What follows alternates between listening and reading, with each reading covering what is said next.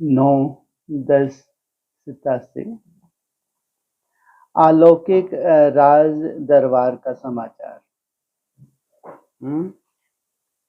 राज दरबार में कौन बैठते हैं? हैं जी? बस राजा पहले बैठता है। और कौन कौन बैठते हैं? दरबार की बात की। हैं जी?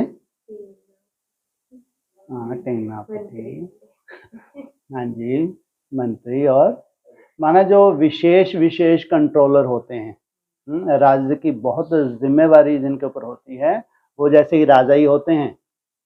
भले गद्दी पे बैठता है वो, लेकिन जितने भी उसके राइट हैंड होते हैं, इतना बड़ा राज को संभालने के लिए वो जैसे कि राजा ही होते हैं। उनका रहन सहन भी देखो, उनका व्यक्तित्व देखो, जिम्मेवारी देखो। और फिर राजे, महाराजे, प्रिंस, प्रिंसेस, ये तो विशेष दरबार। अलौकिक राज दरबार का समाचार अच्छे से सुनना। सर्व प्राप्तियों के भंडार, ऊंच से ऊंच बाप, अपने सर्व प्राप्ति भव। भव का मतलब क्या होता है? वरदान। भल हमारा पुरुषार्थ है, हमारी मेहनत है, लेकिन ड्रामा में नूंद है, पहले से ही नूंद है। क्या कितना वंडरफुल ड्रामा है। पहले से ही नूंद है। भव माना इतना तो अपने को साक्षात्कार भी होना चाहिए। तो भव के वरदानी बच्चों प्रति जिनको वरदान दे रहे हैं, ऐसे भव के, एक वो भव का होता है पंप एंड शो वाला, वो भव नहीं सोच लेना। वो तो क्यों चिन लेते हैं ऐसे भव, वो भव के वाले भव को क्यों? हैं जी? अच्छा, भव ये कौन सा है? माना वरदान है। आज बाप दादा अपने स्वराज्य अधिकारी बच्चों की दरबार, राज्य दरबार देख रहे हैं, जिनको बहुत चिंता रहती है ये कमी कमजोरी कैसे निकले। बार बार बाबा को ही बोलते हैं, फिर दिन रात लगे भी हैं, ऐसे नहीं कि नहीं लगे, लगे हुए हैं। कौन सी मेहनत कर रहे हैं? हैं जी? याद की, इनकी मेहनत स्वीकार होती है, नहीं तो 12-14 घंटे का चार्ट की कोई वैल्यू नहीं बाबा जानता है। कोई कोई होते हैं, अमृत वेला बहुत अच्छा लिख के भेजते हैं चार्ट भी, लेकिन वास्तविकता नहीं है वो, तो उससे परिवर्तन नहीं हो सकता। चार्ट तो बहुत छोटा सा होता है, सच तो बीठो नच। तो यह संगम युग की निराली श्रेष्ठ शान वाली अलौकिक दरबार सारे कल्प में न्यारी और प्यारी है। सतयुग में चले जाओ, त्रेता, द्वापर, कलयुग, ऐसी दरबार कभी मिलेगी? मिल सकती है? इस राज्यसभा की रूहानी रौनक, कैसी रौनक है? हाँ, जो भ्रुकुटी में बैठ के सुनते हैं। रूहानी कमल आसन, न्यारे और प्यारे रहते हैं। रूहानी ताज और तिलक, चेहरे की चमक, स्थिति के श्रेष्ठ स्मृति के वायुमंडल में अलौकिक खुशबू, अति रमणीक, अति आकर्षित करने वाली है। ऐसी सभा को देख बाप दादा हर एक राज्य अधिकारी आत्मा को देख हर्षित हो रहे हैं। स्वयं भगवान हर्षित होता है ऐसी श्रेष्ठ आत्माओं को देख के। कितनी बड़ी दरबार है। ऐसी दरबार बड़ी होगी छोटी होगी? बाबा क्या कह रहे हैं? कितनी बड़ी दरबार है। ऐसा क्यों? ऐसी श्रेष्ठ आत्माएं बहुत थोड़ी होती हैं। प्रजा की तो 4 क्वालिटी होती है, प्रजा ढेर होती है, लेकिन राज दरबार तो बहुत छोटी। लेकिन बाबा क्या कह रहे हैं? कितनी बड़ी दरबार है। ये भी सही है। एक भी इतना सुंदर रत्न तैयार हो जाए, ऐसा चैतन्य रत्न तैयार हो जाए, कितनी बड़ी सेवा होने वाली आप कल्पना भी नहीं कर सकते। जो सत्यता है आपके अंदर, कल कितना बड़ा सबूत दिया सत्यता का, किसने दिया? नहीं दिया? दिया नहीं दिया किसी ने? सच्चाई का सबूत नहीं दिया? अरे शाम को दिया नहीं दिया, 8 बजे का नहीं दिया किसी ने? है? उनको सर पे बिठाता है बाप। कहाँ महा झुटेले, देखने की इच्छा भी नहीं होती, कचरा ही कचरा भरा है। भाव सोचते हैं ये ऐसा कचरा क्यों भगवान, कहाँ इतना शुद्ध, इतना सुंदर पवित्र आत्माएं, वो कहाँ कचरा लाके रख दो बदबूदार। वंडरफुल है भगवान का खेल। साक्षात्कार करवाता नहीं करवाता, नहीं करवाता। सत्यता की तो बहुत महिमा है, जितनी करो उतनी कम, जितनी करो उतनी कम। और अपना सच्चाई सभा में बताना, बाप रे बाप, बाप दादा को बताना तो कोई बड़ी बात नहीं, लेकिन कोई परवाह नहीं क्या सोचेंगे, साधारण बात नहीं है। ये कौन कर सकता है ऐसा, कौन कर सकता है? किस क्वालिटी की आत्मा कर सकती है? सच्ची। कौन है सच्ची? किस क्वालिटी, कौन सी दरबार? हाँ, ये अपने चेहरे दिखाएंगे, ये इनके स्पष्ट चेहरे दिखेंगे कि इसमें ऐसा क्या था जो इतनी तेजी से सर पे भगवान ने बिठा लिया। और हमारे में ऐसा क्या रहा कि हम गोबर गोई की तरह धरे ही रह गए, अगर उठे भी तो कचरा लेके ही उठे। क्या उठे भी तो कचरा लेके, किसकी कमी कमजोरी देखना, वहीं पे दृष्टि रहना, अभी इनमें क्या है, ये क्यों नहीं, हमारे में क्या है, केवल वो कचरा ही बीनते हैं। तो वंडरफुल खेल है। इसलिए भगवान जो सदा ही दाता है, सदा ही आपको देख रहा है, ऐसा नहीं कि यहाँ बैठ के देखता है। जब आप नहीं भी होते हो सभा में, जब पर्सनल पुरुषार्थ करते हो, सबसे ज्यादा तब आपको देख रहा है। और कैसा अजीब लगता हो तो उसको बाप को कैसा अजीब लगता होगा जब आप सभा में बैठ कर मुस्कुराते हैं। नहीं अजीब लगता होगा किसको? निराकार को कितना अजीब लगता होगा। उससे थोड़ा सा डरो बस, ना ज्यादा नहीं डरो, क्योंकि वो मारता ही नहीं है, तो इसलिए उससे डरने वाली कोई बात ही नहीं है। जो मारता है उससे अच्छे से डरते हैं। ऐसा लौकिक में भी कायदा होता है, किससे डर लगता है? जो डंडा उठा है। जो सदा ही सागर है, प्यार का सागर है, शिव है, जो कभी किसी की कमजोरी को देखता ही नहीं, सदा ही क्या देखता है? भविष्य देखता है। सुंदर से सुंदर उनका भविष्य देखता है, उसको कमजोरी देखनी ही नहीं आती। कहाँ वो शिव, और कहाँ फिर ये कांटे, तीन तीन कांटे सुई के, बहुत अंतर है नहीं है? तो कितनी बड़ी दरबार है। हर एक ब्राह्मण बच्चा स्वराज अधिकारी है। ये है ब्राह्मण बच्चा, ये क्या है? हर एक स्वराज अधिकारी है। कौन सी मेहनत कर रहे हैं? स्वयं के ऊपर राज्य करने की मेहनत कर रहे हैं। तो कितने ब्राह्मण बच्चे हैं? सभी ब्राह्मणों की दरबार इकट्ठी करो तो कितनी बड़ी राज दरबार हो जाएगी। ये इकट्ठी होगी नहीं होगी कभी? कितनी बड़ी राज दरबार, बोलो? 16,000, आगे चल के 16,000। सोचो एक जगह जब संगठित होंगे, ये विश्व को नाच नचाना, उंगलियों पर नचाना, क्या बड़ी बात है। ऐसी सुंदर आत्माएं एक जगह संगठित, 16,000 तो 16,000 ही होंगी, 16,000 एक नहीं होगा, ध्यान रखना। 16,000 तो 16,000 ही होंगे। बाकी स्वर्ग में आप जा सकते हैं, लेकिन बैकुंठ में आपका कोई रोल नहीं, बस स्पष्ट दिखेगा ये बैकुंठ निवासी हैं, ये स्वर्ग के निवासी हैं, और कोई दुख शांति नहीं है किनके पास? अरे हाँ, स्वर्ग कोई दुख शांति नहीं है स्वर्ग में, लेकिन बैकुंठ नहीं। बैकुंठ की तो कारोबार एकदम अलग, यही दिखेगी, यही कुछ समय के बाद इन आंखों से हम सब कुछ देखेंगे। इसलिए बाबा कहते हैं कि आज अगर मैं किसी का बता दूं तो फटाक से खड़े हो जाएंगे, इसमें ऐसा क्या है, हमारे में क्या नहीं। अभी मेहनत कर रहे हैं, अभी पुरुषार्थ कर रहे हैं। बाप को तो दिख जाता है, गर्भ में ही दिख जाता है, लेकिन जब तक वो बच्चों से स्टेज पे ना आए तब तक कैसे बोले? तो कितनी बड़ी राज दरबार हो जाएगी। कब? तब जो भी वो सच्चे ब्राह्मण है, पवित्र ब्राह्मण है, जब वो संगठित हो जाएंगे। इतनी बड़ी राज दरबार किसी भी युग में नहीं होती। राज दरबार होती है कि 10, 12, 14, ज्यादा से ज्यादा, चलो और ज्यादा बड़ी होगी तो और ज्यादा होंगे, लेकिन 16,000 की राज दरबार, सोचो इतनी बड़ी राजदौड़ कब होती है?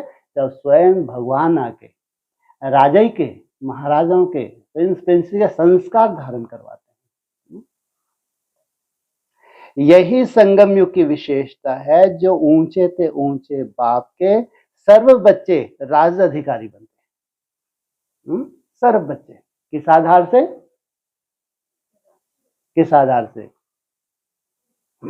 जी, राजयोग के आधार से। मन बुद्धि से भगवान को याद करते हैं। वैसे लौकिक परिवार में हर एक बाप बच्चों को कहते हैं कि यह मेरा बच्चा राजा बेटा है। क्या कहते हैं? ये मेरा राजा बेटा है। वह इच्छा रखते हैं कि मेरा हर एक बच्चा राजा बने, लेकिन सभी राजे बच्चे बन नहीं सकते, ये कायदा नहीं। शुभ भावना तो होती है, आया ही है राजयोग सिखाने, लेकिन कायदा नहीं है कि सब राजा बन जाएं। लेकिन सभी बच्चे राजा बन नहीं सकते, यह कहावत परमात्मा बाप की कॉपी की है। इस समय बाप दादा के सब बच्चे राजयोगी अर्थात स्वयं के राजे नंबरवार जरूर हैं, लेकिन हैं सभी राजयोगी। प्रजा योगी कोई नहीं है। प्रजा को तो वो ट्रेनिंग की जरूरत भी नहीं है, उनके लिए तो ऐसा है भी नहीं कि सच तो बिठो नच, है ना। तो बाप दादा बेहद की राज्य सभा देख रहे हैं। सभी अपने को स्वराज अधिकारी समझते हो। स्वराज अधिकारी अर्थात यहाँ बैठ के अपनी कर्म इंद्रियों को चेक करते हो। कर्म इंद्रिय धोखा देती हैं, कोई बड़ी बात नहीं, लेकिन तुम फिर अटेंशन रखते हो कि इस धीरे धीरे क्या करना है, ये जो धोखा दे रही हैं इनसे मेरे को छुड़ाना है। नए नए आए हुए बच्चे राजअधिकारी हो व अभी बनना है? पूछा। नए नए हैं तो मिलना जुलना सीख रहे हैं क्या? नए नए हैं तो अभी ट्रेनिंग हो रही है। अव्यक्त बाप की अव्यक्ति बातें समझने की भी आदत पड़ जाएगी। धीरे धीरे अव्यक्त बाप की बातें व्यक्त नहीं होती हैं, तो वो अव्यक्ति बातें समझने की भी धीरे धीरे क्या पड़ जाएगी? आदत पड़ जाएगी। फिर भी इस भाग्य को अभी से भी समय पर ज्यादा समझेंगे कि हम सभी आत्माएं कितनी भाग्यवान हैं। कम से कम उस सभा में बैठने का चांस मिला है, उस ट्रेनिंग में बैठने का चांस मिला। अभी कोई संपूर्ण बना है? कोई कह सकता है मैं संपन्न बन गया? कोई भी नहीं है, सब में कमी कमजोरी है, बड़ी से बड़ी कमी कमजोरी है, लेकिन लगे हुए हैं उन कमी कमजोरियों को निकालने में। तो बाप दादा सुना रहे थे अलौकिक राज दरबार का समाचार। सभी बच्चों के विशेष ताज और चेहरे की चमक के ऊपर ना चाहते हुए अटेंशन जा रहा था। कौन सा ताज? जिम्मेदारी भी है, पवित्रता भी है, और चेहरे की चमक के ऊपर ना चाहते भी अटेंशन जा रहा था। ऐसा ना चाहते क्यों? अरे ऐसी चमक को तो बार बार देखना चाहिए ना। तो ना चाहते भी माना अभी वो चमक धुंधली है, लेकिन फिर भी बाप को तो आकर्षण करेगी ना करे। हीरा कितना भी छुपा हुआ हो, धूल हो, बाप तो उसको देख सकता नहीं देख सकता, तो ना चाहते भी नजर जा रही थी। तो ताज ब्राह्मण जीवन की विशेषता पवित्रता का ही सूचक है क्या? जो जिम्मेवारी का ताज मिला है, बिना पवित्रता के जिम्मेवारी उठा नहीं सकते, और नई दुनिया की जिम्मेवारी हो नहीं सकता। इसमें फर्स्ट स्टेज कौन सी है? पवित्रता स्वतः ही जिम्मेवारी दिलाती जाती है। जितनी प्योरिटी की पावर बढ़ती जाती है, स्वतः ही जिम्मेवारी के निमित्त बनते जाते हैं।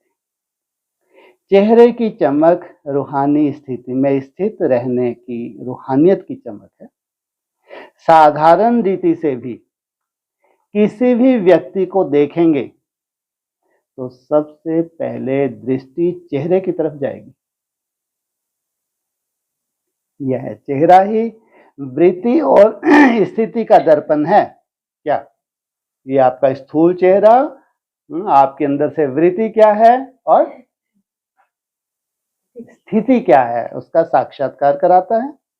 तो बाप दादा देख रहे थे, चमक तो सभी में थी, लेकिन एक थे सदा रूहानियत की स्थिति में स्थित रहने वाले, स्वतः और सहज स्थिति वाले, और दूसरे थे सदा रूहानी स्थिति के अभ्यास द्वारा स्थित रहने वाले। अभ्यास के द्वारा हमको ये स्टेज आज नहीं तो कल लाती हैं। एक थे सहज स्थिति वाले, दूसरे थे प्रयत्न कर स्थित रहने वाले, मेहनत कर उस स्थिति में स्थित रहने वाले। अर्थात एक थे सहज योगी, दूसरे थे पुरुषार्थ से योगी।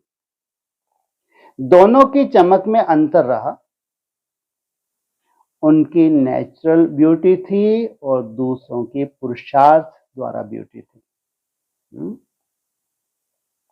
जैसे आजकल मेकअप कर ब्यूटीफुल बनते हैं ना, नेचुरल ब्यूटी की चमक सदा एक रस रहती है और दूसरी ब्यूटी कभी बहुत अच्छी और कभी परसेंटेज में रहती है, एक जैसी एक रस नहीं रहती। तो सदा सहज योगी, स्वतः योगी स्थिति नंबर 1 स्वराज अधिकारी बनाती है। किसी स्टेज तक जाना है? कौन सी स्टेज? सहज योगी, माना आपके संस्कार में आ जाएगा, आपको खुद आश्चर्य होगा। पहाड़ जैसी लगने वाली याद, असंभव जैसी लगने वाली याद इतनी सहज भी हो सकती है। सोचो, जब सभी बच्चों का वायदा है ब्राह्मण जीवन, अर्थात एक बाप ही संसार है, वह एक बाप दूसरा ना कोई। जब संसार ही बाप है, दूसरा कोई है ही नहीं, तो स्वतः और सहज योगी स्थिति सदा रहेगी ना। कब रहेगी? जब कहना और बहुत अंतर होता है। इसे कहीं लगता है ना कि योग सहज क्यों नहीं हो पा रहा, तो जरूर अभी थोड़ा सा चेकिंग में क्या हो रहा है, चेकिंग अभी हो नहीं। अगर हो पा रही है चेकिंग, तो फिर कई बार हम समय के ऊपर भी छोड़ देते हैं। कई बार चेकिंग हो भी जाती है तो लगता है कि समय ज्यादा है क्या। ये 3.5-4 साल भी कैसे निकल जाएंगे आपको मालूम ही नहीं पड़ेगा। तो वह मेहनत करनी पड़ेगी। अगर सहज और स्वतः और सहज योगी स्थिति सदा रहे ना, तो मेहनत करनी पड़ेगी। अगर दूसरा कोई है तो मेहनत करनी पड़ती है। अगर मन बुद्धि में दूसरा कोई है, कोई हमारा पुराना स्वभाव संस्कार है, तो मेहनत करनी पड़ती है। यहाँ बुद्धि ना जाए वहां जाए, लेकिन एक बाप ही सब कुछ है, फिर बुद्धि कहाँ जाएगी? जब जा ही नहीं सकती तो अभ्यास क्या करेंगे? लो तो अभ्यास क्या करेंगे? क्या हो गया? एक बाप ही जब सब कुछ हो गया, सब संबंधों को आपने मन बुद्धि से तोड़ दिया, कहीं आपकी कोई रगे ही नहीं है, अंदर से ही रगे नहीं है, तो कौन खींचेगा आपकी मन बुद्धि को? तो जब जा ही नहीं सकती तो अभ्यास क्या करेंगे? अभ्यास में भी अंतर होता है। क्या अभ्यास तो सब करते हैं, लेकिन अभ्यास में भी बहुत अंतर है।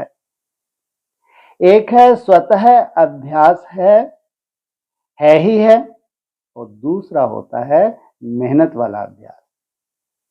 तो स्वराज अधिकारी बच्चों का सहज अभ्यासी बनना, यही निशानी है सहज योगी, स्वतः योगी की।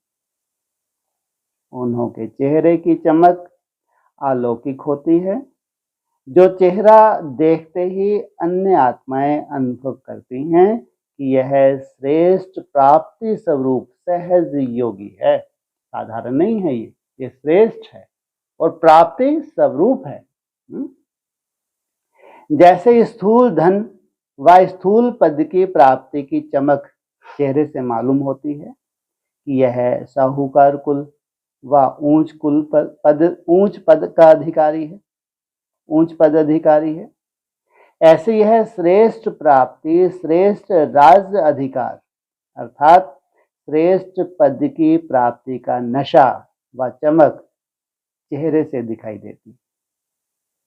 दूर से ही अनुभव करते हैं कि इन्होंने कुछ पाया है, पा रहे हैं ऐसा नहीं, इन्होंने कुछ पाया है। प्राप्ति स्वरूप आत्माएं हैं। ऐसे ही सभी राज्य अधिकारी बच्चों के चमकते हुए चेहरे दिखाई दें। ये है हमारा भविष्य। ऐसे चेहरे चमकते हुए, ये नशा चेहरे से दिखाई दे। मेहनत के चिन्ह दिखाई नहीं दें, प्राप्ति के चिन्ह दिखाई दें। क्या समझ में आ रहा है? क्या हाँ जी किसने बोल दिया? आपने बोल दिया तो मेरे को ही समझ में नहीं आ रहा। तो आपको ही समझाना पड़ेगा। दोबारा सुनो।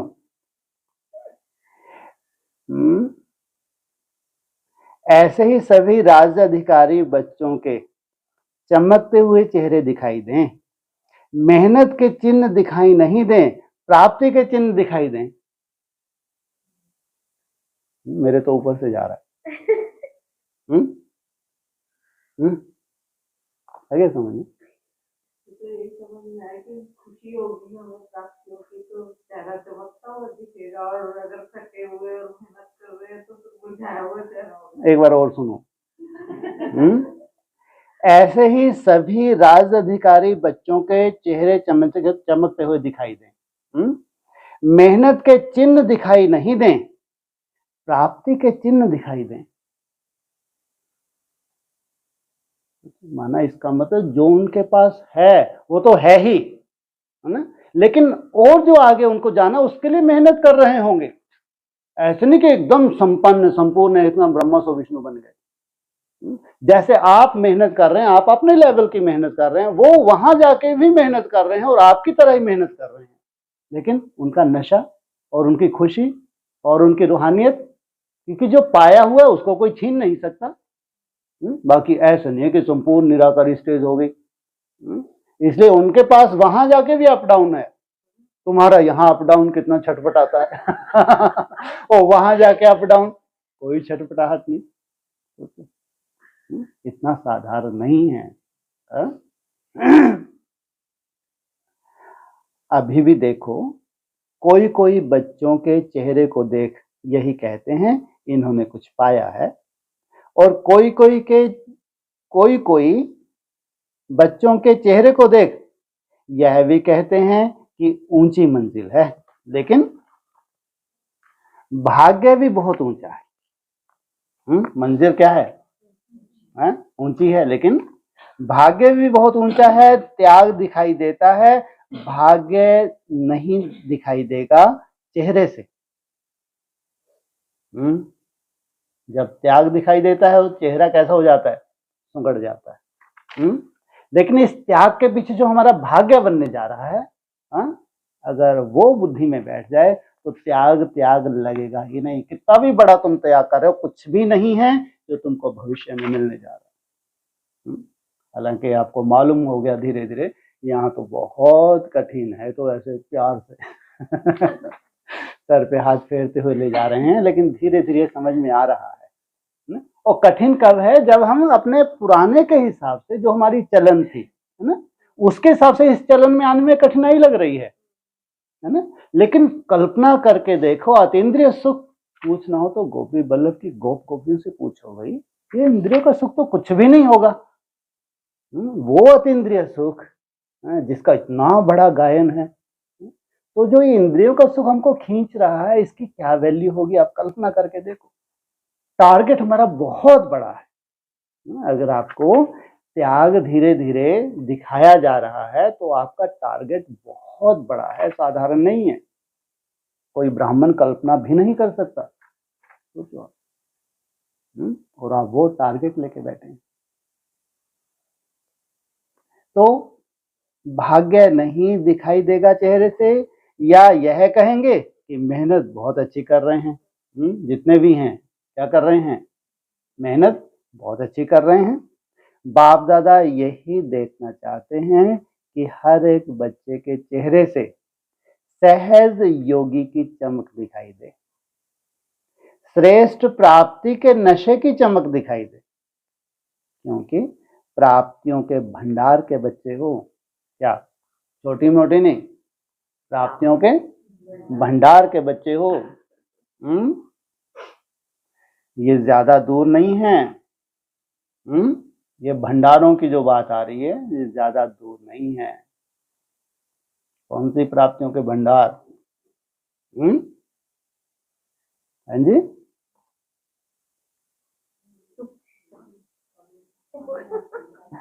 हाँ जी, हाँ, जो बाप के पास भंडार है, शक्तियों का जो भंडार है, गुना का भंडार है, जिससे उसको सागर कहते हैं, है किस लिए सागर? उसके बच्चे पूरा ही खप कर लेते हैं। संगम युग के प्राप्तियों के वरदानी समय के अधिकारी हो, निरंतर योग कैसे लगावें व निरंतर अनुभव कर भंडार की अनुभूति कैसे करें। अब तक भी इस मेहनत में ही समय नहीं गवाओ, लेकिन प्राप्ति स्वरूप के भाग्य को सहज अनुभव करो। क्या कह रहे हैं? निरंतर योग कैसे लगावें, समस्या, व निरंतर अनुभव कर भंडार की अनुभूति कैसे करें।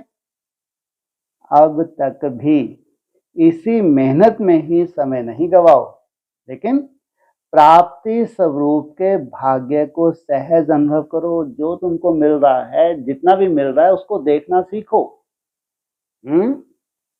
जो तुमको मिल रहा है, जो तुम्हारे पास है, वर्तमान समय है, उसकी खुशी में उसको देखना सीखो। ऐसा हो सकता है कि बाप का बच्चा लंबे समय से मेहनत करे और उसको कुछ भी ना मिला हो सकता है। अब तक किसी न किसी बात की मेहनत में लगे रहेंगे तो प्राप्ति का समय तो समाप्त हो जाएगा। फिर प्राप्ति स्वरूप का अनुभव कब करेंगे? जो आपको मिला है उस सुख का अनुभव नहीं किया तो फिर संगम युग को ब्राह्मण आत्माओं को वरदान है सर्व प्राप्ति भव। क्या भव?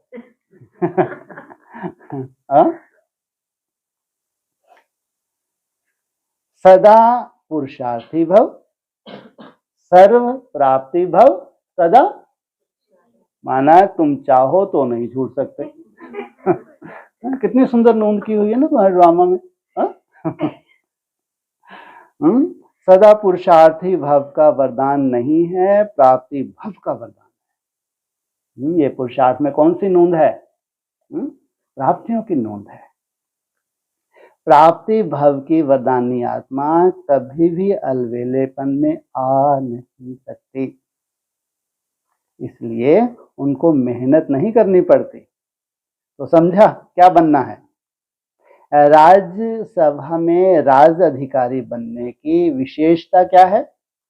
यह स्पष्ट हुआ ना। राज अधिकारी हो ना, वह अभी सोच रहे को हो, हैं व नहीं है? पूछा, प्रश्न पूछा। आप अपनी चेकिंग कर रहे हो, क्या मालूम हम उस सभा में हैं या नहीं है? पूछा। जब विधाता के बच्चे वरदाता के बच्चे बन गए, राज अर्थात विधाता, देने वाला, अप्राप्ति कुछ नहीं तो लेंगे क्या है? उतर के कौन आया है? विधाता। और तुम तो पहले से संपन्न हो, है? जो पहले ही संपन्न है उस तरफ तो भगवान को भी देखने की जरूरत नहीं है, तो है ही संपन्न, जहां है जिस रूप में है तो बस बैठा रहे, नजारा देख बैठ के। जहां अप्राप्ति है वहीं तो क्या करेंगे? भंडारा खोलेंगे, है?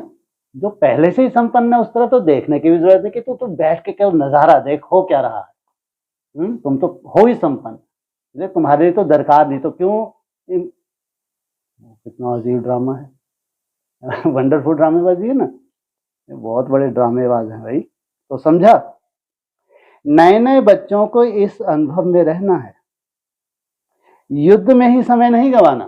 क्या युद्ध में ही समय नहीं गंवाना है?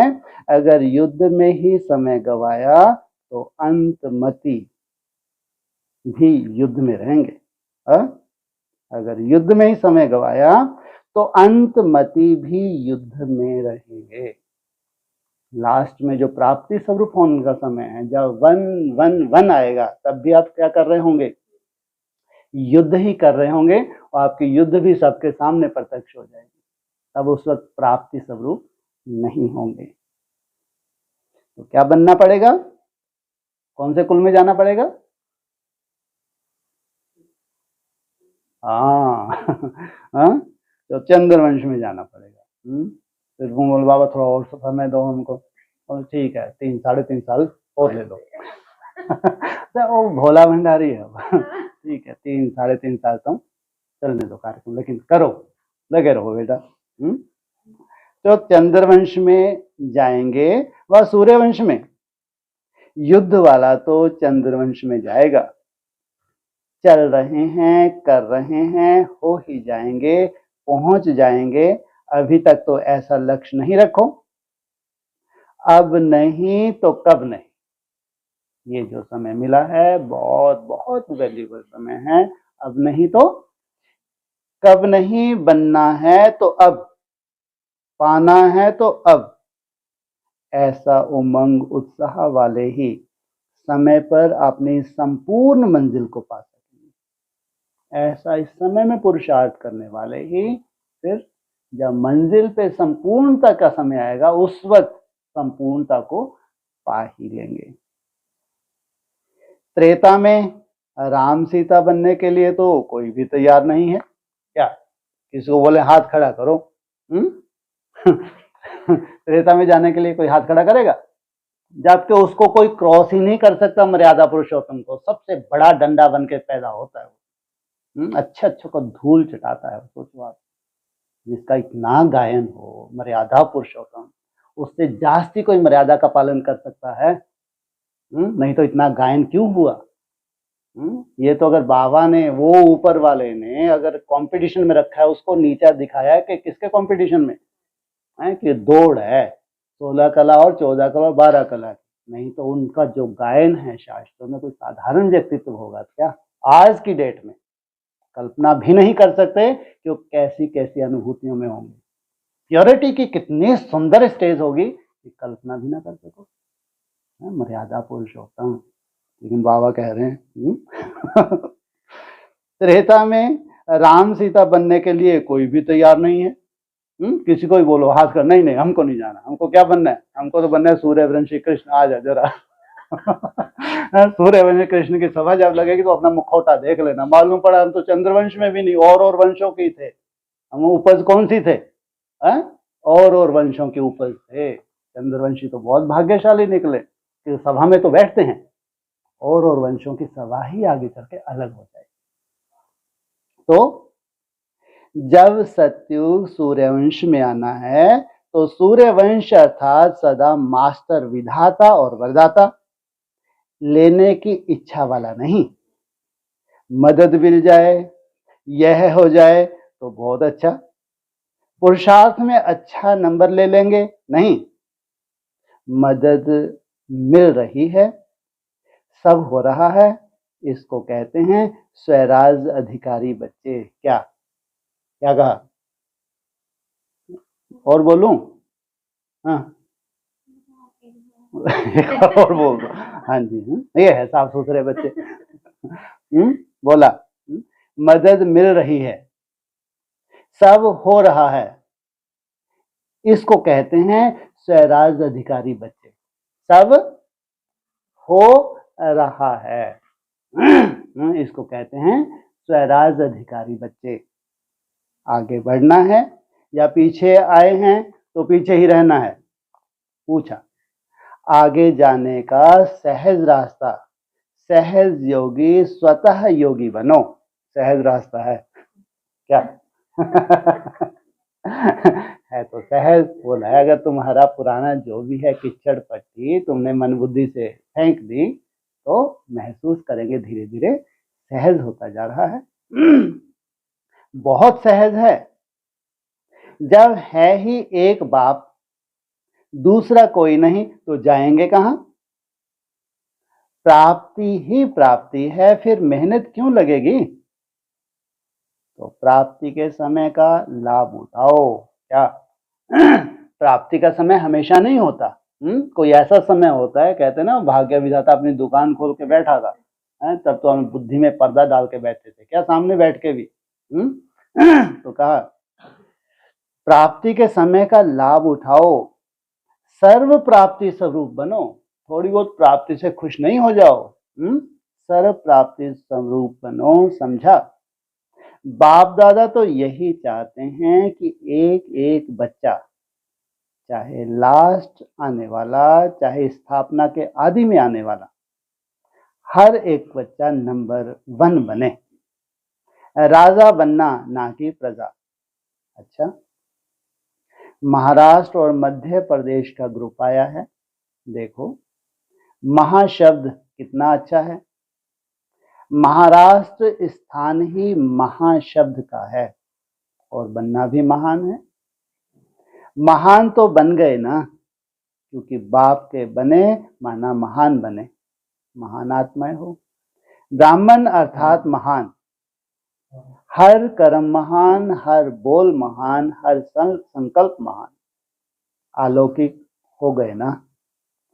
तो महाराष्ट्र वाले सदा ही स्मृति स्वरूप बनो कि महान है। ब्राह्मण अर्थात महान चोटी है ना, मध्य प्रदेश, सदा मध्य जीभव। अरे अजीब सा वरदान है। सदा मध्य जीभव। मनमनाभव के बाद क्या आता है? क्या मतलब? हाँ, जो भी कर किसको अर्पण कर दे? हाँ। मन मनाभव के साथ मध्याजीभव का भी वरदान है। जितना तुम मन मनाभव होते हो, स्वतः ही क्या होते जाओगे? केवल निमित्त मात्र। जो भी करोगे उसका अहंकार आ नहीं सकता, जैसे बाप के अर्पण। तो अपना स्वर्ग का स्वरूप, इसको कहते हैं मध्याजीभव। तो अपने श्रेष्ठ प्राप्ति के नशे में रहने वाले, अर्थात मध्याजीभव के मंत्र के स्वरूप में स्थित रहने वाले, वह भी महान हो गए। मध्याजीभव है तो मनमनाभव भी जरूर होंगे। अगर इतने निरहंकारी हैं, कोई भी यज्ञ करते हैं तो उसके अर्पण कर देते हैं, तो क्या होगा? उसका मनमनाभव हो ही जाएंगे। तो मध्य प्रदेश अर्थात महामंत्र का स्वरूप बनने वाले। कौन सा महामंत्र? मन मनाभव का स्वरूप बनने वाले।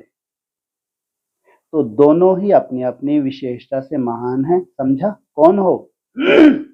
जब से पहला पाठ शुरू किया वह भी यही किया कि मैं कौन। बाप भी वही याद दिलाते हैं। इसी पर मनन करना। किसके ऊपर? किसके ऊपर मनन करना? मैं कौन। शब्द एक ही है कि मैं कौन, लेकिन इसके उत्तर कितने हैं? सोचो। लिस्ट निकालना, मैं कौन। अच्छा, चारों ओर के सर्व प्राप्ति स्वरूप श्रेष्ठ आत्माओं को, सर्व अलौकिक राजसभा अधिकारी महान आत्माओं को, सदा रूहानियत की चमक धारण करने वाली विशेष आत्माओं को, सदा स्वतः योगी, सहज योगी, ऊंचते ऊंच आत्माओं को, ऊंचते ऊंच बाप दादा का स्नेह संपन्न याद प्यार स्वीकार। अच्छा, ओम शांति।